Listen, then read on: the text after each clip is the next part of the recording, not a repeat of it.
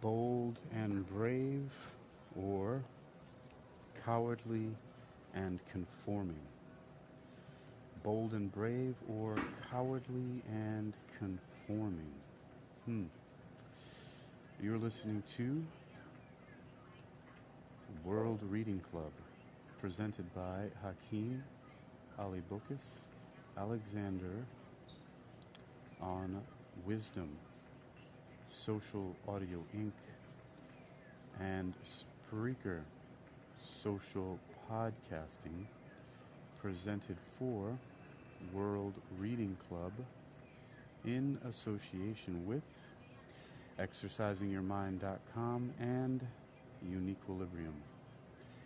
Are you bold and brave or cowardly and conforming? I don't even know what I'm about to read. I just know that I was in the bookstore, as I still am, and yesterday I met with Christopher Birkenbein, the scientist who is a project manager at NASA, specifically Armstrong Flight Research Center in California. And we met in Newport News because he's here in town in Virginia for a conference sessions that he's doing at Langley Air Force Base. We met for a couple hours, went to Tropical Smoothie, as I would always do, and then went to the bookstore. And I saw Aristotle's book called The Metaphysics, and we had a discussion about how it's not the metaphysics that most people think of, which basically are aliens and witches, that kind of stuff. Metaphysics, in Aristotle's definition, is more closely, or it's actually, because he's Greek, the definition of meta and physics, which just basically means beyond physics, so beyond anything physical. But beyond that, I found another book called How to Flourish by Aristotle, and I read only some brief section in it that inspired me to want to read, and I also just opened up the book again in the section called Virtue and Vice in Action, and I saw something. I read a few sentences, and I thought that I would start there and see where it leads. It felt like it was in line with some things that are my thought processes. You know, I've never been a fan of the band that I know of, because I couldn't name a single one of their songs, but I've always loved the name of the band, which is Corrosion of Conformity. And I wonder if this will address some of that. Also just came to mind the lyrics from another band that I am a huge fan of and have been for many years, was specifically Max Cavalera, who formed the Brazilian heavy metal band Sepultura with his brother and a few other guys.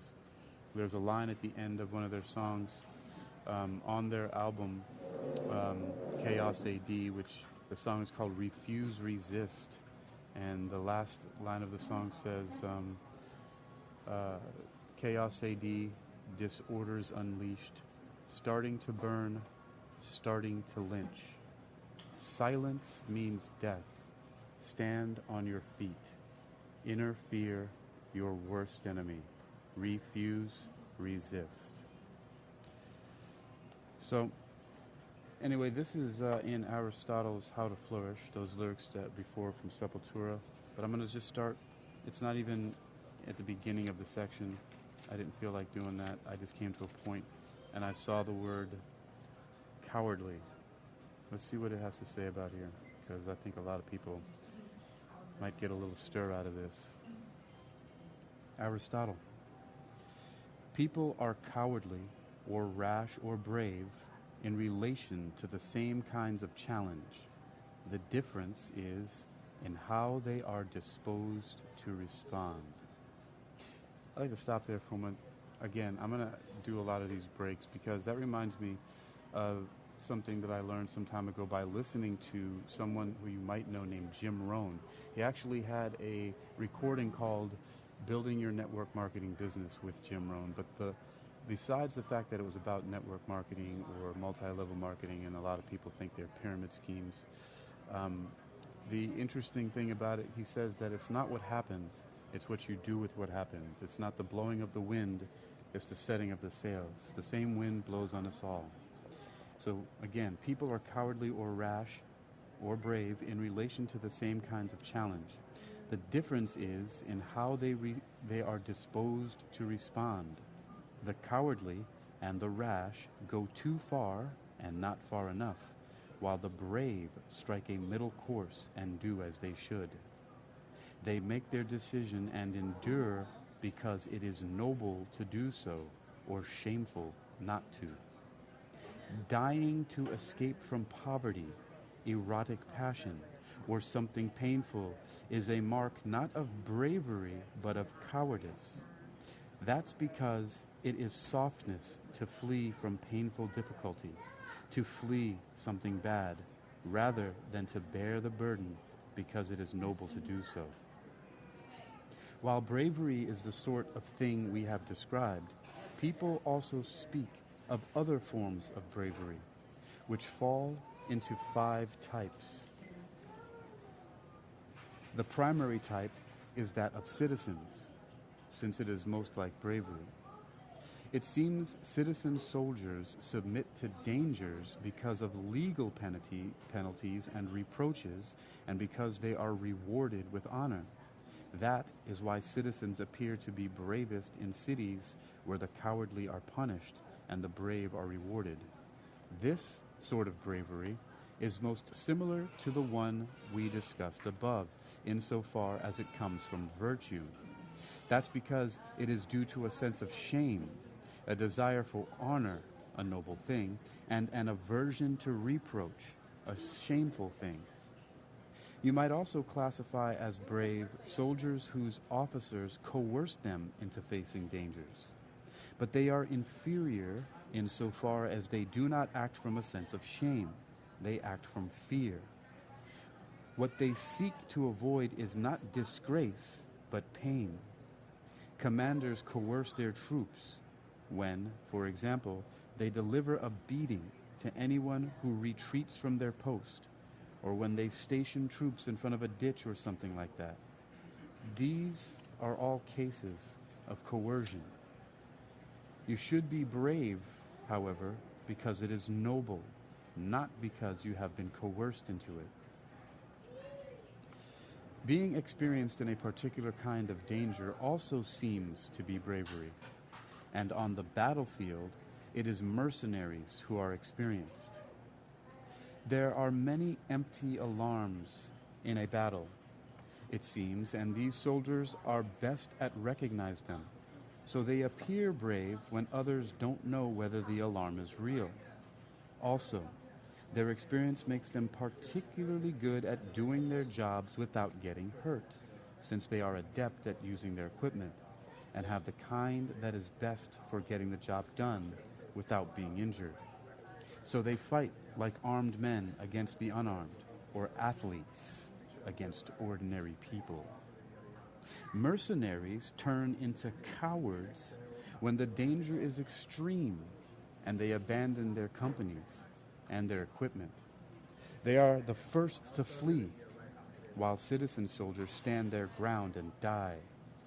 The citizens stand their ground because they think fleeing is shameful, and they prefer death to staying alive on those terms. Mercenaries, on the other hand, risk dangers at first when they think they hold the advantage, but flee when they realize they do not. They fear death more than dishonor. That is not what a brave person is like. Ferocity also gets confused with bravery. When people fight because they are enraged, like wounded animals launched at their attackers, they too appear brave, since a brave person does have a ferocious spirit. Nothing is readier to meet dangers than spirit. But brave people do what they do because it is noble, with their ferocious spirit helping them to do it. Those animals, by contrast, act from pain. They attack because they have been struck or are afraid. There is no bravery in rushing toward danger because you are driven by pains or by rage, with no thought of the perils ahead. Otherwise, hungry donkeys would be brave, since even a beating won't stop them from grazing. The bravery that is due to rage seems to be the most natural form, and if it also includes choice and purpose, it really is bravery. Also, people are pained when they are angry and get pleasure from exacting revenge. People who attack for these reasons are spoiling for a fight, but not brave. They do not fight because it is noble or because thinking tells them to do it. They fight because their passion is inflamed. Still, their condition is close to bravery. Soldiers who are confident of victory aren't brave either. They are bold in dangerous situations because they have won many victories and defeated many opponents in the past. They closely resemble the brave in that both types are emboldened, but the brave are emboldened for the reasons already mentioned, while these types are bold because they think they are stronger than their opponents and won't be harmed. When it turns out that this is not how things are for them, they flee. But to be brave, you must stand firm in the face of what really frightens you and would frighten anyone.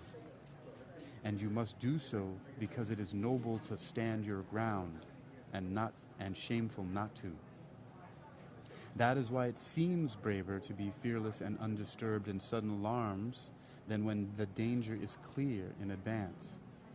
Your reaction is more from your disposition to the extent that it is not prepared in advance. When the danger can be foreseen, your choice might also be based on calculation and thinking, but when reacting on the spot, you act from your disposition. Soldiers who fight in ignorance also appear to be brave. They are not far removed from those who are confident of victory, but they are worse, in that soldiers confident of victory have something worthy about them, which is why they do hold ranks for a while. By contrast, mistaken fighters flee as soon as they realize that things are not as they had supposed. That is what happened when the Argives attacked the Spartans, thinking they were Sicyonians. We have now stated what sort of people are brave, and what sort only seem to be brave. So, I'm going to do a little backflipping here and go to the beginning of this section, which is 4, Virtue and Vice in Action, books 3, 4, and 5. The commentary at the beginning here says, Aristotle now embarks on a discussion of particular virtues and vices of character, which will occupy his attention through the end of Book 5. In each case, he identifies the mean and the extremes, and in keeping with his practical advice at the end of the Book 2, he often identifies the extreme that is more opposed to the mean, so that we can start out by seeking to avoid it. I didn't even understand that. I'm going to have to read that again, but not now. Matters of life and death. And where does it get to that part about bravery? Let's see. This starts at page 97, and the part that I started reading, is 10 pages later on page 107. So I'm actually flipping back. I read from page 107 to, I think it was 117. So I read 10 pages, of the 20 it looks like that are in here. And now I'm going back to the first 10. So I read the second 10 of this part. I'm going back to the first 10 because I just wanted to read that about cowardly and brave. But now let's take a look here. It's matters of life and death. Let us now take up the virtues individually and identify each by its objects and its orientation toward them. First, let us discuss, there it goes, bravery. By now it is clear that bravery is an intermediate disposition in matters of fear and boldness. What we fear, evidently, are frightening things, and such things are, in a word, bad. That is why people define fear as expectation of something bad. But while all bad things are objects of fear, disrepute, poverty, disease, loneliness, death, we are not brave about all of them. That's because there are some things we should fear, and it is decent to fear them. For example, disgrace. You are decent and modest for fearing disgrace, and shameless if you don't. Perhaps we should not be afraid of poverty or disease, or in general what is not due to vice or self-inflicted. But fearlessness about these is not bravery either. People who are cowards on the battlefield may give freely to their friends and be quite bold about throwing away their money. And you are not a coward for being afraid that your child or wife will be assaulted, or brave if you are emboldened at the prospect of being whipped. So, which frightening things are the domain of bravery? Presumably the greatest ones, since no one endures more than the brave. The most frightening thing of all is death. But not death in every situation, it seems, for example, not at sea or from illness. So in which situations? Presumably in the noblest. Death in battle is of this sort, for the danger you face is both greatest and noblest. You are properly called brave for being unafraid to die a noble death when the risk of death is right at hand. Being in combat is especially like that. Nonetheless, a brave person will be fearless at sea and in illness, although not like seafarers who have given up all hope of safety and bemoan a death of this sort, or are confident of their safety as a result of experience. Brave action occurs in situations where you can fight back, or it would be noble to die, neither of which is the case for death at sea or from illness. Side note, noble above is a translation for kalon, which is Aristotle's term denoting the goodness specific to virtuous actions. It overlaps in different registers with splendid, noble, honorable, decent, ethical, fine, and even beautiful. In the context of bravery, noble is a good translation, given the enormous risk involved in the actions Aristotle counts as brave. In the context of other virtues, decent is often a better fit. The translation varies accordingly. Continuing. While not everyone is frightened by the same things, we hold that some things are too much for a human and will frighten anyone with sense. Other things are more and less frightening to different people, and the same goes for things that embolden us. Bravery is a matter of being as undaunted as a human can be. Brave people will be frightened by such things, but in the right way, and they will endure them as thinking dictates. Their aim is to do what is noble, since that is the goal of virtue. It is possible to be more and less frightened by frightening things, and also to be frightened by things that are not frightening, as if they were. People who endure and are frightened by the right things and for the right reasons, as well as in the manner and at the right times, and likewise for what emboldens them, those people are brave. A brave person's suffering and action is worthwhile. It is what thinking would command. As for the extremes, there is no name for the overly fearless person. As we mentioned above, many of these characters are nameless. But you would be mad or incapable of feeling if you were frightened at nothing, not even at earthquakes or raging waves, as people say about the Celts. Someone who is excessively emboldened in the face of frightening things is rash, and seems to be a braggart as well, pretending to be brave. They want it to look as if they face frightening things the way the brave do, and so they imitate them as far as they can, which in fact makes most of them rash cowards, since they fail to withstand the frightening things that their boldness leads them to face. The excessively frightened person is a coward, frightened by the wrong things or in the wrong way, and so forth. They also fall short in boldness, but they are more conspicuous in having excessive pains. A coward lacks confidence and is frightened by everything. A brave person is the opposite, because being bold makes you confident. And it actually continues from where I started at the beginning. It's a cool little loop. It actually didn't seem to be too incongruent. What say you? Oh, look at that. The next section here is actually called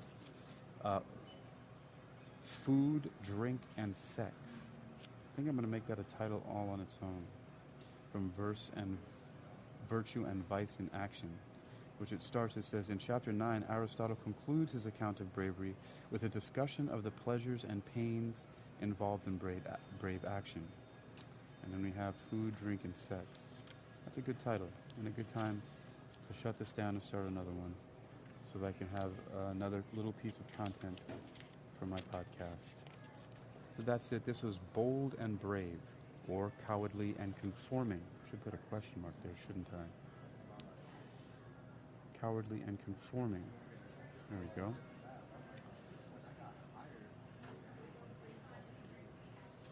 Yes, you've been listening to Bold and Brave, or Cowardly and Conforming, presented by Hakeem Alibokas Alexander on Spreaker Social Podcasting and Wisdom Social Audio Inc., presented for World Reading Club in association with ExercisingYourMind.com and Uniquilibrium. This edition's reading focus has come to us from How to Flourish, Aristotle, an ancient guide to living well. And the section read from, which I'll continue in just a few moments, is called Virtue and Vice in Action. Virtue and Vice in Action. Books 3, 4, and 5.